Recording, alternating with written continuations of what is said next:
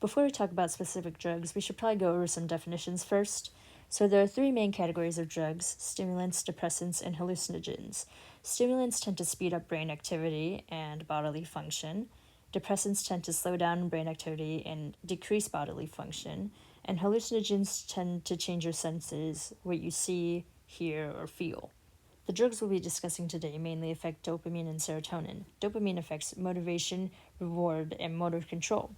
Serotonin affects our emotional state, our impulse control, and our dreaming. Now, many of the drugs we'll be discussing can lead to overdose, which is a harmful or life-threatening effect on the body.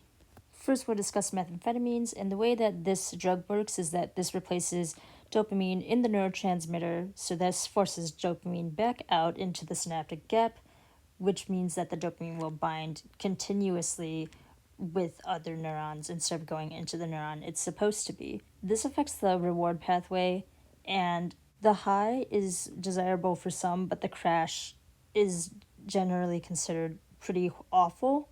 So this will often lead to people taking more and more to avoid the crash, and this can make this very addictive since you gain pleasure from taking this drug. This drug can lead to paranoia, anxiety, irregular heart rate, increased blood pressure, and lowered immune system. In the worst case, it can lead to kidney failure, stroke, or overdose. Alcohol is a depressant that amplifies the effects of GABA, the inhibitory neurotransmitter, and inhibits the excitatory neurotransmitter glutamate. With this, there's an increase in disinhibition, which is why we tend to be more social when we're drunk. And as we get drunker, our reaction time tends to slow down and our speech tends to become more slurred. We can become drowsy and our coordination can become worse. As we drink more and more after that, we become more intoxicated, and this can lead to vomiting, diarrhea, and indigestion because of the fact that we want to get the alcohol out of our system. Our heart rate and gag reflex can slow down or become less effective, and our liver can become damaged.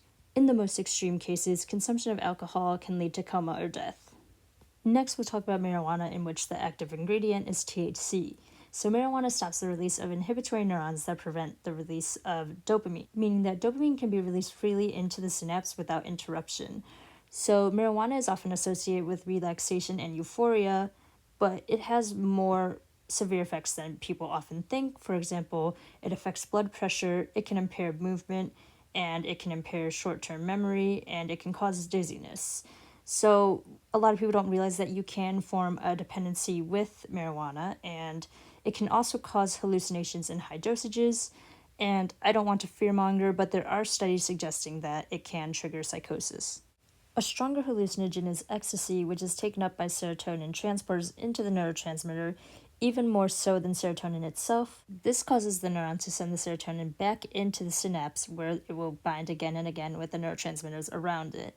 There is also a mild release of dopamine in this process, giving the person a feeling of pleasure. Along with pleasure and hallucinations, ecstasy also affects our sleep cycle and our appetite. Some side effects include sweating, nausea, paranoia, and sleep problems. And in extreme cases, there can be swelling of the brain, failing cardiovascular systems, and even death.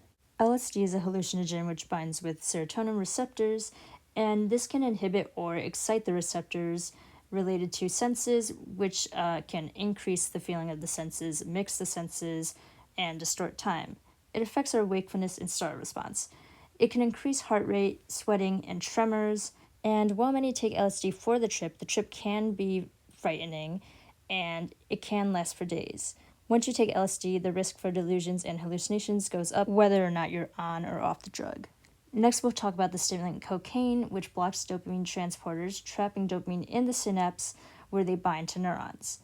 Cocaine affects reward pathways and voluntary movement. This can lead to increased heart rate and risk of heart attack, stroke, or infections. It affects the brain and can cause seizures or hallucinations and impairs cognition. Cocaine can lead to addiction and overdose. The withdrawal process is very painful. There are muscle tremors and severe headaches. Next, we'll talk about heroin, which is an opioid which stops the release of inhibitory neurotransmitters, which prevent the release of dopamine. Without inhibition, dopamine is released.